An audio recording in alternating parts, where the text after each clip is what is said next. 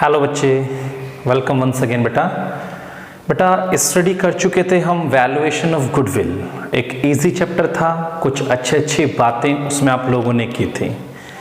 बेटा आज से जो हम कंटेंट स्टार्ट करने जा रहे हैं वो सारा कंटेंट एक दूसरे पर डिपेंड करेगा।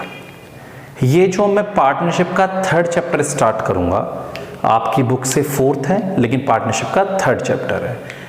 ये चैप्टर एक ऐसा चैप्टर है जो पीछे की चीज़ें भी यूज़ करेगा और इस चैप्टर के बेसिस के हिसाब से आपको अगले दो चैप्टर भी करने हैं। अगर आपकी इस चैप्टर पे कमांड ठीक से नहीं बन पाई तो आप उन दोनों चैप्टर को ठीक से नहीं कर पाओगे। चैप्टर को मैं लगभग 5-6 लेक्चर में लेके जाऊंगा क्योंकि चैप्टर में बहुत सारे कॉन्सेप्ट हैं और बड़ा भी हो सकता है, लेकिन फोकस करेंगे आप तो आपको बहुत बढ़िया तरीके से समझ में आएगा। बच्चे वैल्यूएशन ऑफ गुडविल हम खत्म कर चुके हैं। अब गुडविल के वैल्यूएशन के बाद हमारा जो अगला चैप्टर है उसका नाम है change in profit sharing ratio among existing partner. मौजूदा पार्टनर जब आपस में अपनी रेशो चेंज करेंगे तो ये अब हमें पढ़ना है। हाँ जी बच्चे, बेटा कोई छोटा मोटा कॉन्सेप्ट नहीं पढ़ने जा रहे हैं आप। सबसे पहले मैं आपको ये बता दूं कि ये जो टॉपिक है ये किसके अंदर आता है। बेटा एक हेडिंग है reconstitution of partnership firm. Reconstitute, बेटा वर्ड देख रहे हो, रिकॉन्स्टिट्यूट फिर से बनना। रिकॉन्स्टिट्यूशन मतलब फिर से बनना। जो मेरा आज एग्जिस्टिंग एग्रीमेंट चल रहा है, अगर मैं उस एग्रीमेंट में थोड़े से भी चेंजेस लेके आता हूं तो वो रिकॉन्स्टिट्यूशन कहलाता है। तो reconstitution means change in the agreement या चेंज इन एग्जिस्टिंग एग्रीमेंट। आपको बेटा रिकॉन्स्टिट्यूशन वर्ड समझ में आ गया होगा, लेकिन आप कह रहे होंगे सर कब होता है ऐसा। बेटा जब भी पार्टनरशिप फर्म में सिचुएशंस बदलती हैं, ए और बी दो पार्टनर हैं, इन्होंने कोई नया पार्टनर सी अपने बिजनेस में एडमिट किया, क्या आपको नहीं लगता कि सी के आने से बिजनेस पे इफेक्ट पड़ जाएगा। बेटा जो प्रॉफिट पहले ए और बी डिवाइड करते थे, अब प्रॉफिट हमें सी को भी देना पड़ेगा। मानते हो आप ये बात? तो कहीं ना कहीं सी के आने से ए और बी का नुकसान होगा बच्चों, बिल्कुल होगा। तो ऐसी कंडीशन में जो सी एडमिट किया है वो तो गेनिंग पार्टनर है, लेकिन जो ए बी पहले से ही काम कर रहे हैं वो सैक्रिफाइसिंग पार्टनर है, क्योंकि उनके शेयर में से कुछ हिस्सा किसके पास चला जाएगा? सी के पास चला जाएगा। आप ये बात समझ रहे हैं जी बच्चे। Chapter number 4 change in ratio among existing partners। क्या क्या पढ़ने वाले हैं बेटा आप इसमें? पॉइंट्स या एडजस्टमेंट जो हमें स्टडी करने हैं।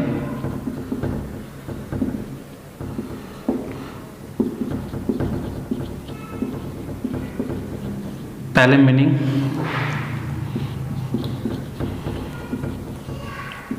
change in ratio and calculation of ratio,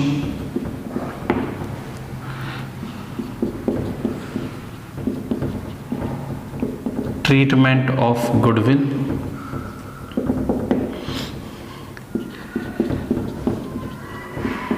treatment of reserve, accumulated profits and losses, and fictitious assets,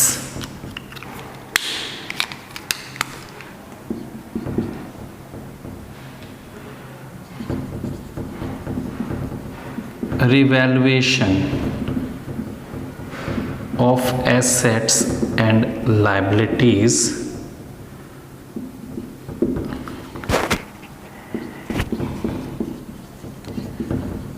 treatment of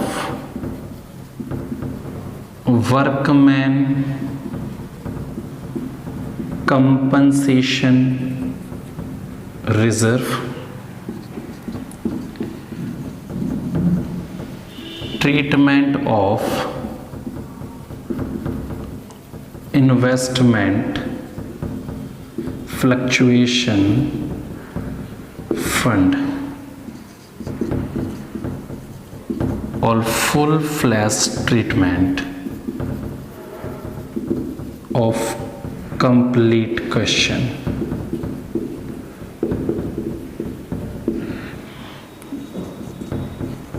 Or adjustments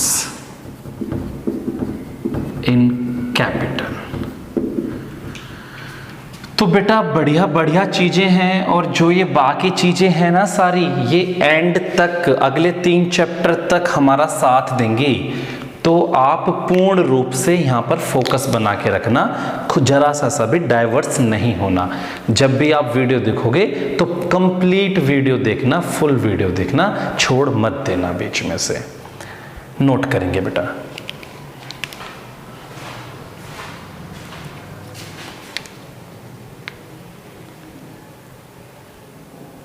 तो बेटा सबसे पहले हम रेशो के कुछ 1-2 केसेस करते हैं।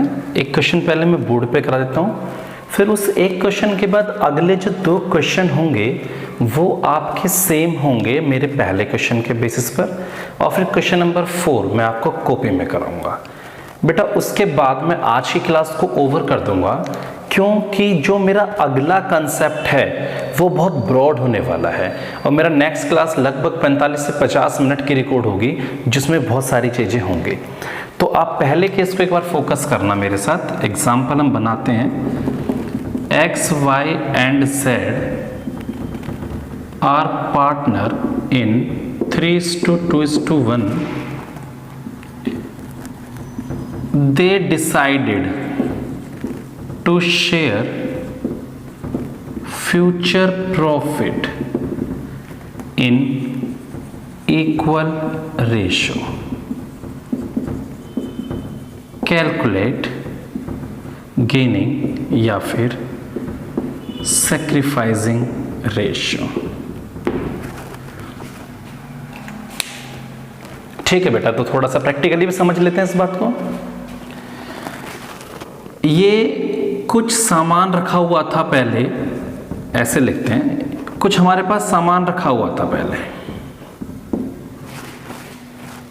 सोचना बेटा मैं क्या आपको बता रहा हूं। तो पहले क्या था, दोनों पार्टनर की इक्वल रेशो थी। तो 2 1 को मिल जाएंगे, 2 1 को मिल जाएंगे। इक्वल रेशो का मतलब क्या होता है कि 1/2 इसका और 1/2 बी का। ये बात समझ रहे हो। जब इन्होंने, अब मान लेते हैं इन्होंने डिसाइड किया 3:1 रेशो करना, तो बेटा जब 3:1 करा तो ए को मिल जाएंगे 3 हिस्से 4 में से, और बी को मिल जाएगा 1। आप समझ रहे हैं। तो पहले ए को मिल रहे थे 2, अब मिल रहे हैं 3। तो ये गेनिंग पार्टनर हुआ, sacrificing partner? Sir gaining partner. B को पहले 2 मिल रहे थे, अब मिल रहा है 1, ये क्या हुआ, सैक्रिफाइसिंग पार्टनर। मैंने आपको सैक्रिफाइस का फॉर्मूला बताया था, ओल्ड में से न्यू को माइनस कर दो, आपको पता चल जाएगा। अब इसका ओल्ड 2 है और न्यू 3 है। जस्ट एक एग्जांपल बता रहा हूं मैं आपको। ये -1 आ गया, तो डेट, क्योंकि ये सैक्रिफाइस नहीं था, गेनिंग था, इसलिए -1। और जब हम बी का निकालते, ओल्ड 2 है, न्यू 1 है, तो ये 1 का सैक्रिफाइस कर रहा है इज्जत से। समझ रहे हो आप ये बात। तो अब मैं इस क्वेश्चन की बात कर रहा हूं आपके साथ। मुझे बेटा क्वेश्चन में ओल्ड रेशो दी है 3:2:1, और मुझे न्यू रेशो बेटा दी है इक्वल बोल रहा है तो एक्स वाई जेड की इक्वल। मैं आपको फॉर्मूला बता चुका हूं कि सैक्रिफाइसिंग रेशो होता है old ratio minus new ratio. अब x की ओल्ड रेशो है 3/6 और न्यू है 1/3। एलसीएम 6 बेटा, 3 माइनस 2 1/6। y की old 2/6 new 1/3। LCM 6 2 minus 2 0। z की old 1/6 minus 1/3 new 6 1 minus 2 minus 1/6। तो आप देख पा रहे हैं कि इस क्वेश्चन में z एक गेनिंग पार्टनर है। बेटा पहला, दूसरा, तीसरा question number first, second, third आप इसी के बेसिस पर कर लेंगे। फोर्थ क्वेश्चन मैं कराता हूं आपको। बेटा एक्सरसाइज के प्रैक्टिकल क्वेश्चंस देख लेते हैं। पेज नंबर है आपका 4.39। तो उसमें जैसा मैं भी आपसे कह रहा था कि जो पहले 3 क्वेश्चन हैं वो तो बिल्कुल जो मैंने एग्जाम्पल कराया उसी के ऊपर बेस्ड है। देखो ए और बी पार्टनर हैं, कैसी रेशियो बेटा? Equal. That means 1:1। With effect from 1 April 2020 they agree to share profit in 4:3। ये आपकी न्यू रेशियो हो गई। बेटा सेक्रीफाइस होती है ओल्ड माइनस न्यू, तो आप निकाल लेंगे। हाँ सर। सेकेंड, XYZ 5-3-2 में पार्टनर है। With effect from 1 April 2020 they decide to share profit 5-3। Old new दोनों दे रखे हैं बच्चे। थर्ड क्वेश्चन बेटा, XYZ 5-3-2 में पार्टनर हैं। With effect from this day they decide to share profit losses equally. तो ये भी मेरे बच्चों आराम से हो जाएगा। तो बेटा प्रॉब्लम आएगी कहां पर आपको? अब हम वही क्वेश्चन देखेंगे जहां आपको प्रॉब्लम आने के चांसेस हैं। देखिए बेटा मेरे साथ क्वेश्चन नंबर 4 को समझो और कंसेप्ट को पूरा क्लियर करना बेटा, क्योंकि अच्छा क्वेश्चन है ये। ABC की रेशियो है 5:1। तो बच्चे ओल्ड रेशियो जो इनकी है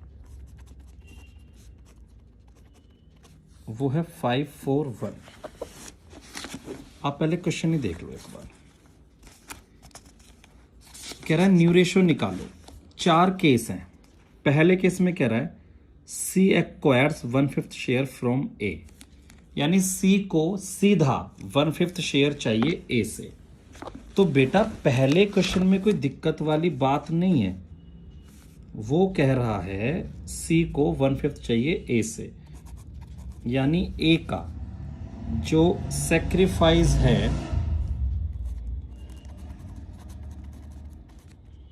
वो 1/5 सीधा है। तो अगर हम न्यू रेशो और C इसको गेन कर रहा होगा, ये तो आप समझते हैं ना, जब A सैक्रिफाइस कर तो C गेन करेगा। तो अगर आप न्यू रेशो की बात करें बेटा, हमें न्यू निकालनी है, तो क्या न्यू ओल्ड माइनस सैक्रिफाइस नहीं होनी चाहिए? सर कैसे? बेटा जब ओल्ड माइनस न्यू हम कर रहे थे तो हमें क्या मिल रहा था? Sacrificing ratio. तो अगर मुझे ये निकालनी हो तो मैं इसे इधर ला के इसे इधर नहीं ला सकता क्या? तो न्यू ओल्ड माइनस सैक्रिफाइस हो सकती है। हाँ सर हो सकती है। बेटा इन पार्टनर के जो नाम हैं वो A, B और C हैं। तो अब आप जब A की न्यू रेशो निकालोगे तो A की ओल्ड कितनी थी? 5/10 और सैक्रिफाइस कितना? 1/5 कर दिया। तो बच्चे बेस सेम करेंगे 10, इसके नीचे 2 से मल्टीप्लाई, तो कितना शेयर आ गया? 3/10। बच्चों B पे कोई फर्क नहीं पड़ा, 4/10 था, 4/10 ही रहेगा। बात C की कर ली जाए तो C का ओल्ड शेयर कितना था? 1/10 था और उसने A से ले लिया 1/5। तो एलसीएम बेटा 10 और 1 + 2 तो 3/10। तो रेशो 3:4:3। बेटा एक चीज और चेक कर सकते हैं आप इसका इसका और इसका जो सम होता है वो इसके इक्वल आता है हमेशा इनके डिनोमिनेटर के। तो 4 3 7 और 3 10 10 है। तो आपको न्यू रेशो निकलती हुई दिख गई है, दैट इज 3:4:3। एक पार्ट बेटा आपका कंप्लीट हुआ। ठीक है सर। बच्चे पार्ट बी इसी क्वेश्चन का चेक करिए आप। कह रहा है सी एक्वायर्स 1/5 शेयर। सी को चाहिए तो अभी भी 1/5 ही, लेकिन ये अपना शेयर इक्वली लेगा ए और बी से। तो बेटा अब क्या कहानी हो गई क्वेश्चन में, अब आप फिर समझेंगे। देखिए पार्ट है इसका, ये बी पार्ट था, सेकंड केस।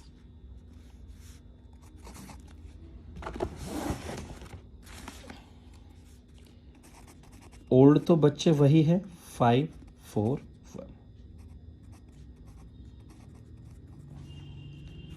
सी कह रहा है भाई 1/5 शेयर चाहिए मुझे इक्वली, यानी आधा लेना चाहता है ए से और आधा लेना चाहता है बी से। इतना शेयर चाहिए इसको, आधा इससे आधा इससे। तो आप समझिए मेरी बात, सैक्रिफाइसिंग वो कैसे चाहता है।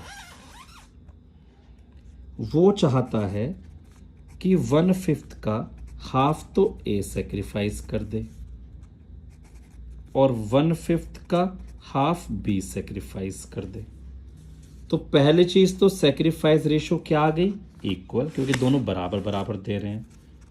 अब बात आती है न्यू रेशो की, और हमें पता है न्यू रेशो कैसे निकलती है, ओल्ड में से सैक्रिफाइस को माइनस कर दो। बेटा ए की ओल्ड रेशो कितनी थी 5/10, सैक्रिफाइस किया 1/10, तो कितनी बच गई 4/10।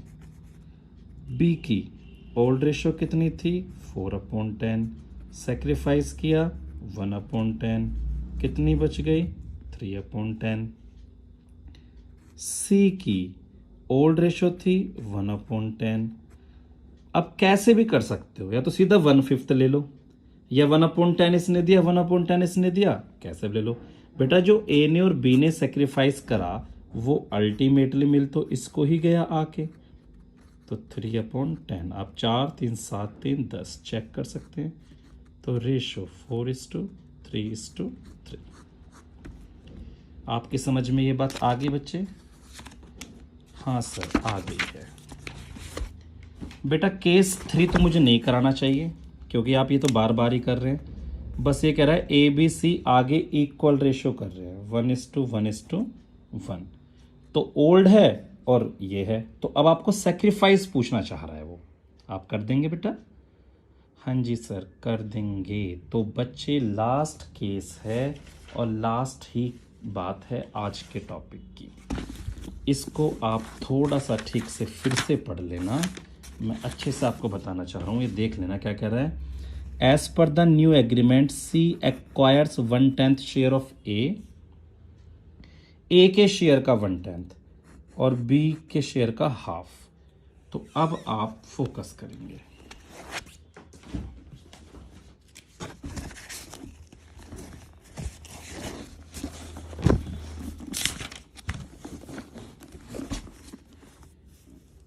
हाँ जी बच्चे,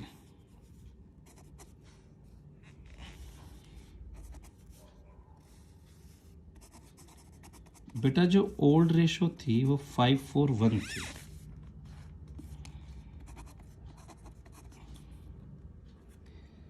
ये कह रहा है सी एक्वायर्स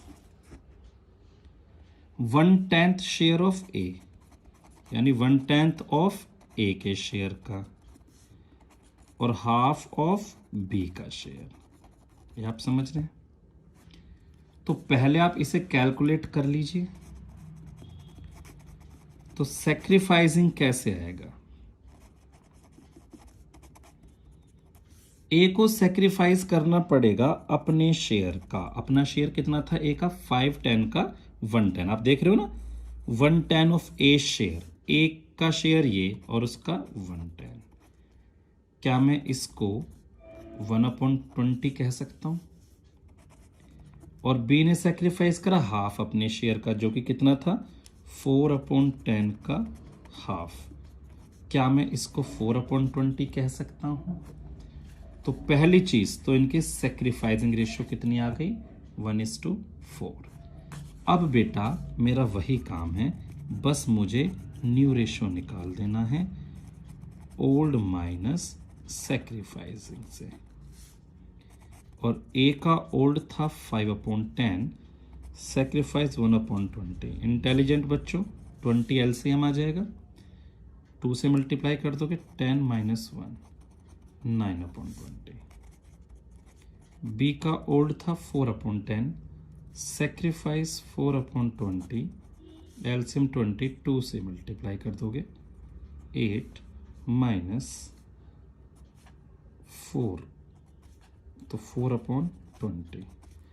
और सी का शेयर था बच्चे कितना 1/10, 1/20 इसने दे दिया, 4/20 यहां से मिल गया, एलसीएम 20, 2 से मल्टीप्लाई, और ये आपको पता ही होगा 7/20। फिर से चेक कर लो, 9 4 13 और 7 20, तो 9:4:7 आपकी क्या आ गई बेटा न्यू रेशियो। बेटा कुछ भी ज़्यादा होमवर्क आप ट्राई नहीं करेंगे, आप बस इसी को करना।